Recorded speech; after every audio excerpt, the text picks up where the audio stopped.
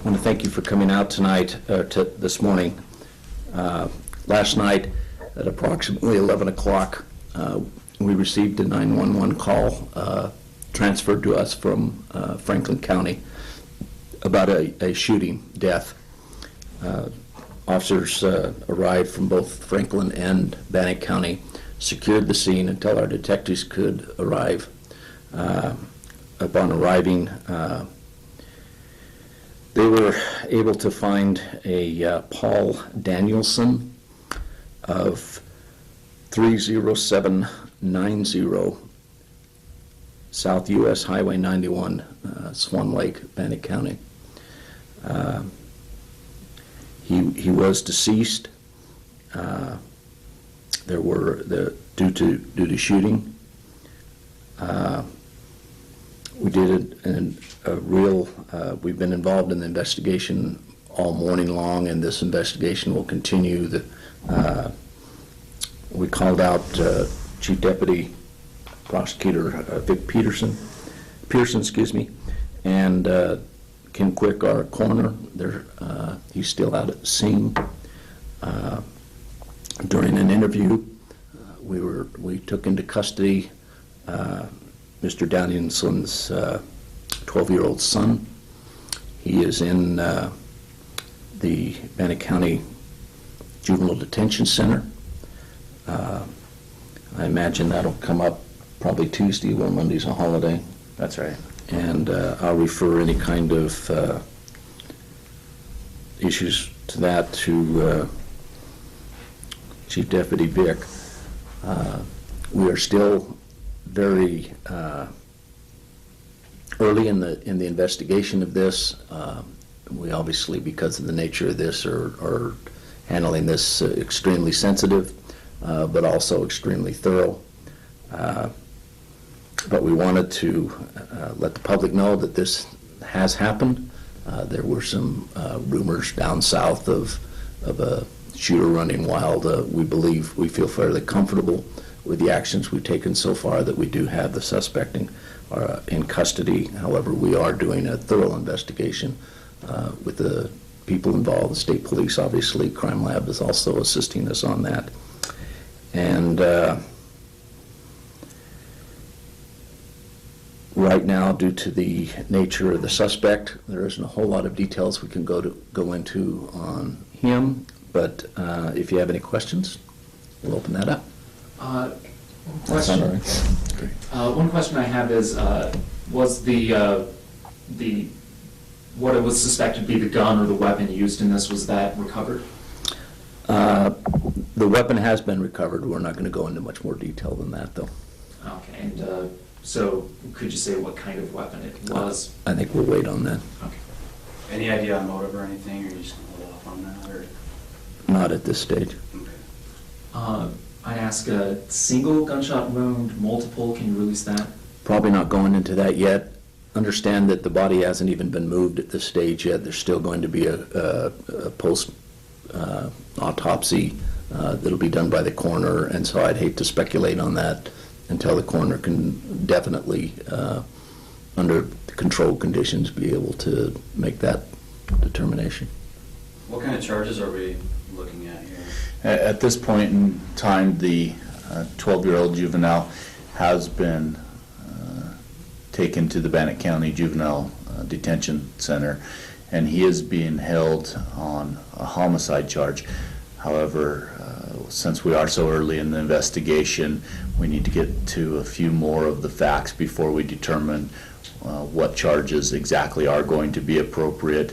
However, we are holding him in custody based upon the initial investigation that our sheriff's detectives have completed. Right. You mentioned still waiting on a few facts. Could you perhaps say what are the facts you're still waiting on or need to find out more on? Certainly. Well, obviously, this is a complicated case with a lot of investigation that's needed, and when you're talking about a situation like this, there's a lot of work to be done, and this is so early in the investigation that we just have to get to the bottom of a lot of different things. For instance, the sheriff talked about we haven't even completed an autopsy on the victim in this particular matter. So we just need to complete a few things before we make a determination of exactly what charges will be filed. Which hearing are we looking at on Tuesday? On Tuesday, a charging decision will be made, and then we'll go from there. I don't know if it was mentioned where the victim, where he's from. Is he from the Swan Lake area? Is he from Bannock County? We're still in the process of, it looks like he's been in that area for 4 or 5 years, has a business, been working out of that location with his business. We're still in the process of doing research in that area. We have been able to notify the majority of the family that we know of their whereabouts. And we've got detectives assigned to that to give us a background. Obviously, we're going to go through a fairly thorough investigation on that to be able to establish motive and to be able to establish the things that we need to be able to help the prosecutor make that decision.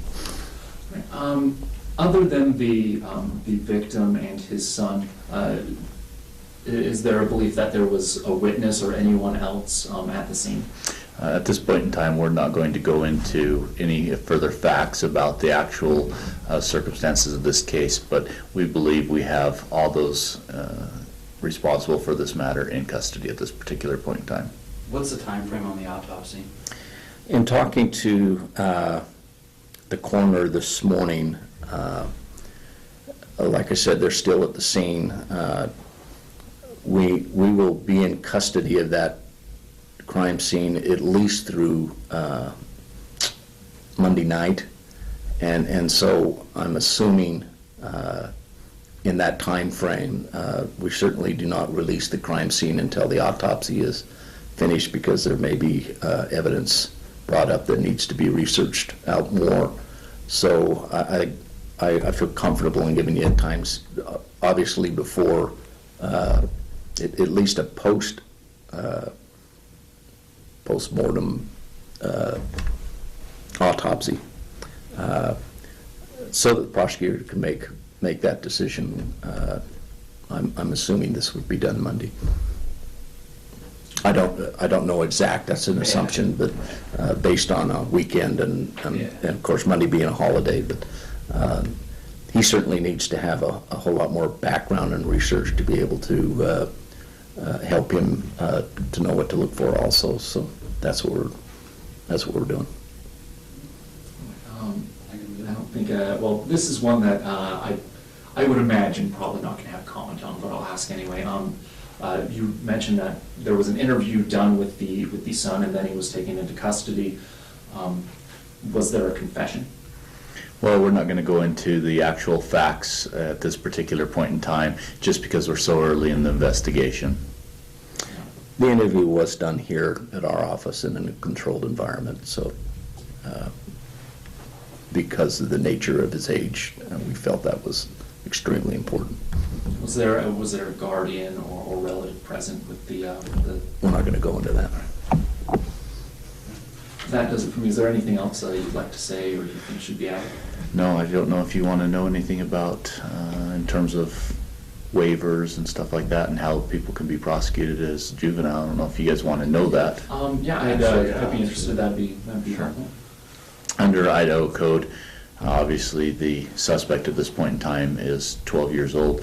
It's not an automatic waiver for a homicide. However, our office has the ability to waive somebody to adult court. We'll have to make a determination after further investigation whether the criteria is met for a waiver, and we'll look at that in the near future. And I think my only thing that is obviously this is a tragedy. I think the last homicide that we've had in the valley was the Cassie Stoddard. I'll just try to get the last name. Cassie Jo Stoddard incident. This isn't indicative of our community, but we do have the resources to be able to do this investigation. I feel comfortable with with the people that we have working with us. I just hope that everybody will give us time to be able to get this worked out. Everybody don't jump to conclusions as to motive when we don't even know ourselves. But right now, we have to do due diligence to be able to make sure that things are handled appropriately. That's why we're working hand in hand with the prosecutor's office on this and the coroner, so that we can present the best case that we have and make the right decisions. Whenever you're dealing with a juvenile, you have to take that into consideration as one is in their best interest. So if the public will have patience with us, this is a tragic situation. Give the family some time on their own. Also prefer that they direct any questions through my office, and we'll do the best that we can to keep you informed as this develops.